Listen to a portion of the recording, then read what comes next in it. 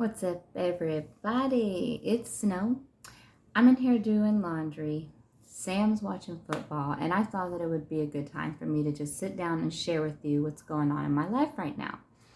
So, those of you that know me know that I'm a nurse. I've been a nurse for about 6 years. I've done emergency nursing, I've done in home nursing, I've done hospice nursing in inpatient setting. And currently, I am still in hospice and I work in a hospital setting in admissions. So now 6 years into it, it's always been my purpose, my passion. It's been what I loved. When I even had my busiest shifts, no matter how tired I was, what brought me joy and what would get me through and would keep me coming back to what I loved was the experiences that I had with my patients and my families. And straight off the bat, I had promised myself from the moment I held my nursing license, the moment that I felt like I had compassion fatigue or what I was doing became a struggle or a task, that I would step aside and find something else to do. So here we are, still dealing with COVID. You all know, how long is it? I think we're like almost 2 years, or are 2 years. I don't even know how long. It just feels like forever. Currently, I work in a hospital setting, like I said. That means I get checked, swabbed for COVID every week. You check your temperature daily. I mean, it's not a big deal. You have to wear a mask at all times, eye protection, and then depending on the situation, a face shield. I'm surrounded by people in a hospital setting, people coming and going from all over. I work in Orlando, so it's local people, people traveling. People and families I deal with are COVID positive, COVID negative. It's a mix. So now imagine COVID's now affected staffing.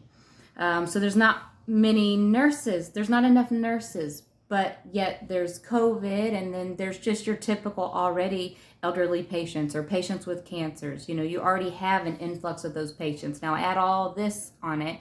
Now you have more patients and you have less staff, which results now, I do 10.5-hour shifts, which results in the nurse with a mask and everything on your face constantly. You don't get a break.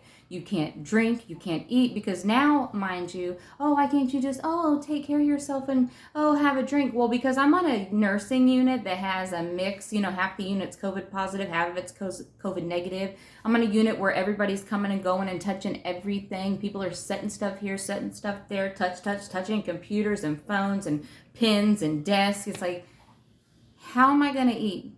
How am I going to even take my mask off? I can't touch anything. Not only that, I'm working with patients and families, and I'm around other staff. Guess what? You don't get a break. So now is what has happened, is the strain of COVID, the strain of no staff, just the strain of everything. I am fatigued. I'm fatigued. I recognize it. I have had an anxiety attack to the point that I drove off premises, off work. I got my assignment, saw that the nurse that was going to work with me called off, saw everything the patients I needed to get to and what needed to be done. I knew I couldn't do it. I panicked, broke down, got in my car. I never got out of my car. I couldn't get out of my car. I couldn't get out. I saw my assignment on my iPad, left.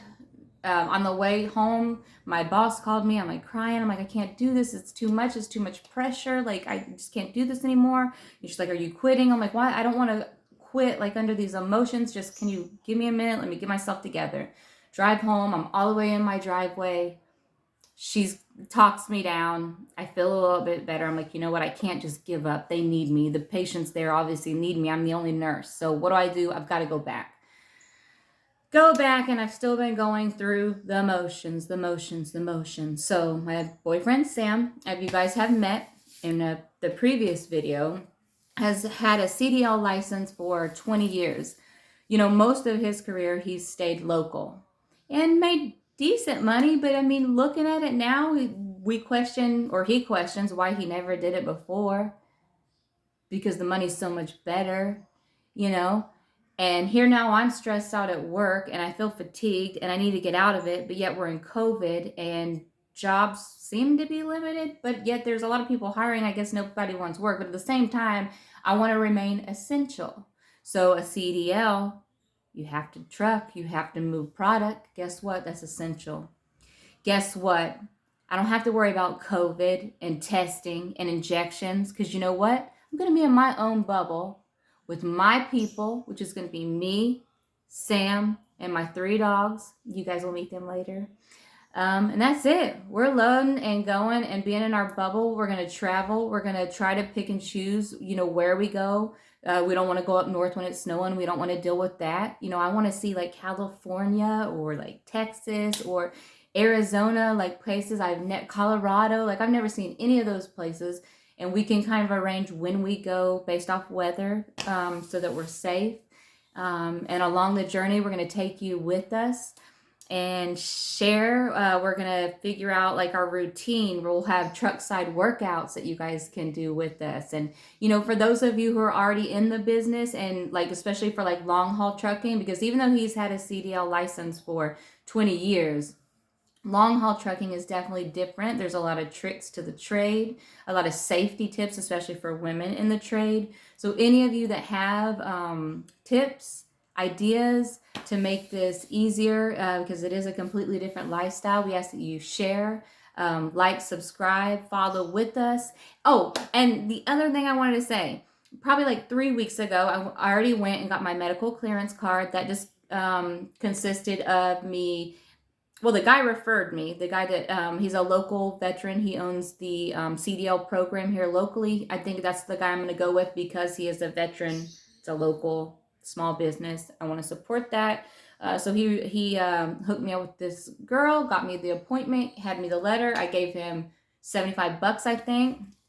Went, met with her. She's a physician. She just did a physical, checked my eyes, my ears, my throat, pretty much my whole body, just some physical little things, vitals, and urine, and weight, your BMI, things like that, medical history, medications you may be on. From there, you get your medical clearance card. That's good, I think, for 2 years. So I've done that. And then Tuesday, I have my CDL permit test. So I'm going to go take that. I felt really pressured. I was having a lot of anxiety because I've never even really been in a truck. It's very intimidating to me. I would probably be scared to probably even drive a van. I'm not going to lie. Like, this is scary for me. So I was trying to push myself. Sam recognized it and he said, listen, I have the opportunity to go ahead and get a job. It's going to double pretty much what I'm making, which means if my income's gone, he's replacing it pretty much. We can still be together and ride together. It allows me, if I don't pass the test on Tuesday for my permit, it allows me time to study. It allows me time to learn the basics of the truck, get the feel of the truck, start learning the parts of the truck for the pre-trip inspection. And then from there, I'll just continue to study while he drives, make some money. Well, then I'll go ahead and enter the program. I can bust that out in like 2 weeks at that point. And then I'm going to join on where he works, and they're going to equally pay me the equal pay as the experienced driver because we work as a team now. So he can drive while I sleep, and then I sleep while he drives. We keep the truck rolling. Pretty much, you can pretty much keep the truck rolling 22 hours out of 24 doing it that way. So it makes you very profitable. It makes you competitive. Being that we are a couple together, we are already intimate enough to where we can live in a small space like that and compromise without any issues. And you know what? Screw it. With COVID, you can't go anywhere anyway, so we get to travel, be in our own place. Yeah, there's going to be times we're in boring drives, but guess what? There's going to be times that we're not. And we're not under the pressure of a time clock. We just need to time our routes within reason, get there early, and then we got time to do whatever we want to do. And that's what we're going to do. And I am so excited, and I welcome you guys to come on the journey to join us. And along the way, we welcome you to the Sam and the Snow Show because we are crazy. So get ready for some laughs, probably some cries, I don't know, some silliness, probably some scary stuff too. There's going to be all kinds of stuff. So welcome to the ride. Let's go.